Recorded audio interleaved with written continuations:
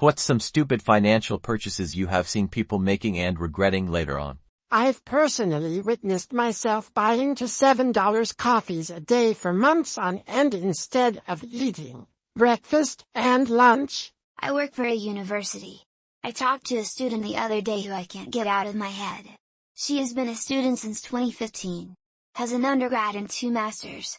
Has started and now dropped 2 PhD programs, over halfway through both of them.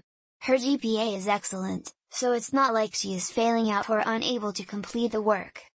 She has complete maxed out federal loans, her parents have taken Parent Plus loans, she has used her spouse's GI Bill and other military tuition assistance. I'm not in financial aid, so I don't know exact amounts. But I know she has borrowed at least $180,000.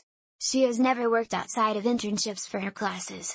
She kept enrolling in new courses because she couldn't afford to pay the principal on her loans and now is totally backed into a corner.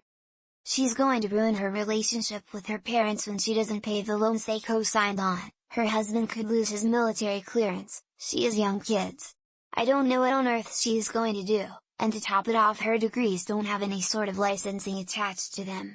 6 figures of debt and almost 10 years of education for a career field she has never worked a day in. A brand new car right out of college with a predatory loan. A $200,000 house in 2017 after the inspector only took about 40 minutes to look after the house. Yeah, it was me. I was very young and didn't know any better. I should have listened to that nagging feeling that something was off and hired another one and chalked up the money. Lesson learned. Friend spent $1,000 on a drone 2 years ago, has used it twice, for about 2 hours each time.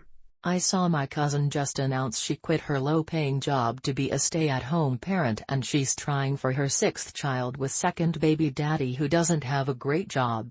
We'll see if she regrets it.